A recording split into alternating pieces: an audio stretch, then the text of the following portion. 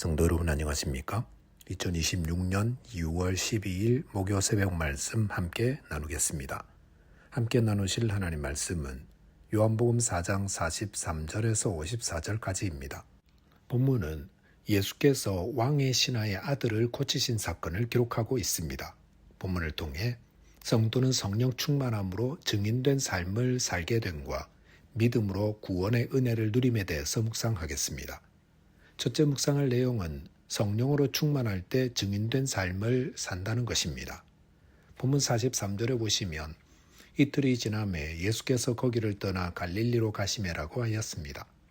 사마리아 마을에서 일틀을 유하신 예수님은 갈릴리로 가셨습니다. 그런데 예수님은 고향 나사렛으로 가시지 않고 갈릴리로 가셨습니다. 본문 44절을 보시면 친히 증언하시기를 선지자가 고향에서는 높임을 받지 못한다 하시고 라고 하였습니다. 예수님이 고향인 나사렛으로 가지 않고 갈릴리로 가신 이유는 고향에서 환영받지 못할 것을 아셨기 때문이었습니다. 나사렛은 예수님이 어린 시절을 보낸 곳이었습니다. 마태복음 13장 54절에 보시면 예수님은 고향으로 돌아가 회당에서 가르치셨습니다. 그리고 사람들은 이 사람의 이 지혜와 이 능력이 어디서 났느냐라며 놀라워했었습니다. 그랬을 때 이들이 사마리아 여인처럼 성경에 대해 예수님께 더 물어보며 대화를 이어갔더라면 그들도 예수님을 만나는 큰 은혜를 얻었을 것입니다. 하지만 마태복음 13장 55절 보시면 이는 그 목수의 아들이 아니냐, 그 어머니는 마리아, 그 형제들은 야고보, 요셉, 시몬, 유다라 하지 않느냐라고 하며 예수님을 배척하였습니다. 나사렛 사람들이 예수님을 배척한 이유가 무엇입니까? 그것은 그들이 예수님의 가족 관계를 잘 알기 때문이었습니다. 즉 그들이 가진 편견이 예수님을 통해 받을 은혜를 막았던 것이었습니다. 편견이란 치우친 시각을 말합니다. 인물 사진을 찍을 때에 사진기를 기울여 찍으면 기울어진 모습이 나옵니다. 아래에서 찍으면 다리가 길게 나오고 위에서 찍으면 머리가 크게 나옵니다. 어떻게 바라보느냐에 따라 다르게 보인다는 것입니다. 사단은 편견을 가지고 예수님을 바라보게 합니다. 그래서 복음을 전할 때 사람들이 가진 편견들과 부딪힙니다. 교회가 어떠했다더라, 목회자가 이랬다더라, 기독교 역사에서 이런 것들이 있다더라 하면서 복음을 받아들이지 않습니다. 이렇게 복음에 대한 편견 때문에 복음을 거부하는 것은 얼마나 안타까운 일입니까? 이렇게 예수님을 배척한 자들에게 주님은 많은 능력을 베풀지 않으셨습니다. 마태복음 28장에 보시면 예수님 부활하실 때 무덤을 지켰던 군인들은 대제사장이 주는 돈을 받고 예수님의 시신을 제자들이 훔쳐갔다는 소문을 퍼뜨렸습니다. 그 결과 많은 사람들이 예수님의 부활하심을 믿지 않았고 그 제자들은 거짓을 퍼뜨리는 자들로 오해받았습니다. 바울도 회심하기 전에 그런 편견을 가지고 있었다 할 수 있습니다. 그 결과 교회에 대한 박해와 스데반 집사를 죽이기까지 하였습니다. 그런데 후에 바울이 고백하기를 자신이 모르고 했다고 했습니다. 그리고 생명의 주 되시는 예수님을 다메섹 도상에서 만났고 그리고 나서는 주님을 위해 또 복음을 위해 헌신적인 사역자가 되었습니다.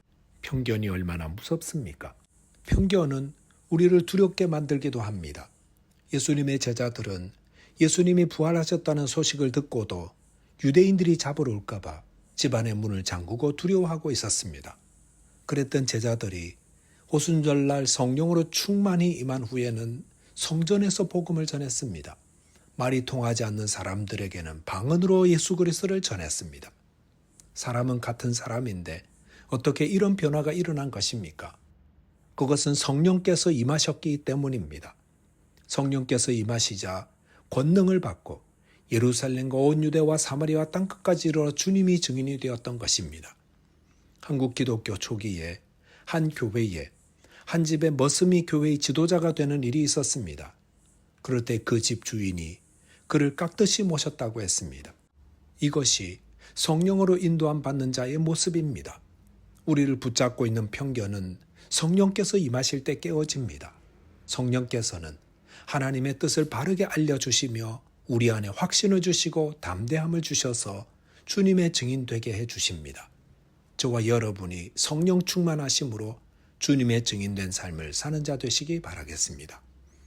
둘째로 묵상할 내용은 믿음으로 구원의 은혜를 누린다는 것입니다. 본문 46절 47절 보시면 예수께서 다시 갈릴리 가나에 이르시니 전에 물로 포도주를 만드신 곳이라 왕의 신하가 있어 그의 아들이 가브나움에서 병들었더니 그가 예수께서 유대로부터 갈릴리로 오셨다는 것을 듣고 가서 청하되 내려오셔서 내 아들의 병을 고쳐 주소서 하니 그가 거의 죽게 되었음이라 하였습니다. 예수님은 다시 갈릴리 가나에 도착하셨습니다. 그곳은 예수님이 처음으로 물과 포도주를 만든 기적을 베푼 곳이었습니다. 그런데 그곳에 왕의 한 신하가 있었는데 그의 아들이 가브나움에서 병이 들었다고 했습니다. 그 병이 어떤 것인지 알려져 있지 않습니다. 하지만 매우 위중하여 거의 죽어가고 있었습니다. 아들이 죽어가는 상황에서 아버지 된 자가 어떤 일을 못하겠습니까? 아마도 그는 예수님에 대한 소문을 들었던 것 같습니다. 물로 포도주를 만든 기적과 또 예루살렘에서 행한 여러 표적과 기적들을 들어 알았을 것입니다. 물에 빠진 사람은 지푸라기라도 잡는다고 그런 마음으로 가버나움에서 가나까지 예수님을 만나 도움을 구하러 왔던 것입니다. 그는 예수님께 무엇라 청하였습니까? 내려오셔서 내 아들의 병을 고쳐주소서라고 하였습니다. 그는 예수님께 함께 가버나움에 가서 자기 아들의 병을 고쳐주시기를 간구했습니다. 그런데 이렇게 아들의 병을 고쳐달라고 찾아온 이 아버지의 모습은 마태복음 8장에 나오는 예수님을 찾아온 백부장과 닮았습니다. 그런데 마태복음에 소개된 백부장의 믿음이 이 왕의 신하의 믿음보다 더 컸습니다. 왜냐하면 백부장은 예수님께 다만 말씀으로만 하옵소서 그러면 낫겠나이다라고 했기 때문입니다. 거기에 비해 본문의 왕의 신하는 예수님이 오셔서 고쳐달라고 하였습니다. 큰 믿음이란 무엇입니까? 그것은 예수님이 직접 환자를 보지 않고서도 말씀으로 치유하실 수 있음을 믿는 것입니다. 저와 여러분이 이 큰 믿음을 소유하게 되시기 바라겠습니다. 본문 50절 보시면 예수께서 이르시되 가라 내 아들이 살아있다 하시니 그 사람이 예수께서 하신 말씀을 믿고 가더니라고 하였습니다. 예수님은 이 왕의 신하에게 네 아들이 살아있다 하셨습니다. 여기서 살아있다라는 말의 시제는 현재형입니다. 예수님은 왕의 신하의 아들이 미래에 살아날 것이다 말씀하지 않았고 지금 살았다 하셨습니다. 그리고 그 순간 전능하신 주님의 능력에 의해 그 아이는 회복되었고 완전한 건강을 누리게 되었던 것입니다. 성도 여러분, 예수님의 말씀은 그 말씀이 선포될 때 능력이 나타납니다. 태초에 하나님이 어떻게 천지를 창조하셨습니까? 빛이 있으라 말씀하시자 빛이 있었습니다. 궁창은 물 위의 물과 물 아래의 물로 나뉘라 말씀하시자 그렇게 나뉘었습니다. 이것이 말씀의 능력입니다. 예수님이 죽은 지 나흘 지나 시체에서 썩은 냄새가 나는 나사로를 어떻게 살리셨습니까? 나사로야 나오라 말씀하시자 일어나 나왔습니다. 과학에서는 사람이 죽으면 가장 먼저 뇌세포가 죽고 몸의 장기들이 썩기 시작하여 진물이 나와서 생존하더라도 바른 생활을 하기 어렵다고 합니다.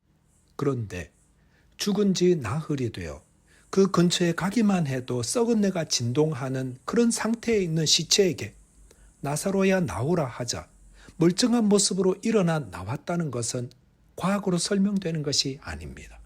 그 말은 과학으로 설명되고 이해될 때만 이해하겠다는 태도는 신앙적인 모습이 아니라는 것입니다. 예수님은 자연과 온 세계와 그것을 뛰어넘어서시는 분입니다. 그러므로 예수님의 능력을 과학적으로만 받아들이려 하는 태도는 결코 주님의 능력을 누리지 못하는 것입니다.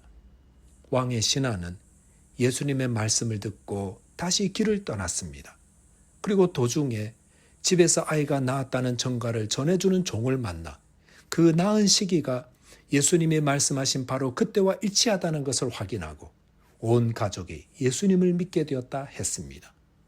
성도 여러분, 성경을 통해 예수님의 전능하심과 구원자 되심을 배우고 온전한 믿음을 위해 기도하시기 바랍니다. 구원은 믿는 자에게 주시는 하나님의 능력이요 은혜입니다. 저와 여러분이 예수 그리스도를 믿음으로 구원의 은혜를 받아 누리게 되시기 바라겠습니다. 기도하겠습니다. 하나님 아버지, 저희를 성령으로 충만케 해 주옵소서.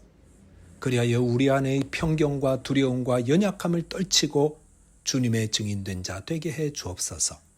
또한 주님 저에게 믿음을 주셔서 주님의 말씀을 믿고 의지함으로 구원과 은혜의 자리로 인도되게 해 주옵소서. 예수 그리스도 이름으로 기도하옵나이다. 아멘. 오늘도 믿음 안에서 승리하는 하루 되시기 바라겠습니다. 감사합니다.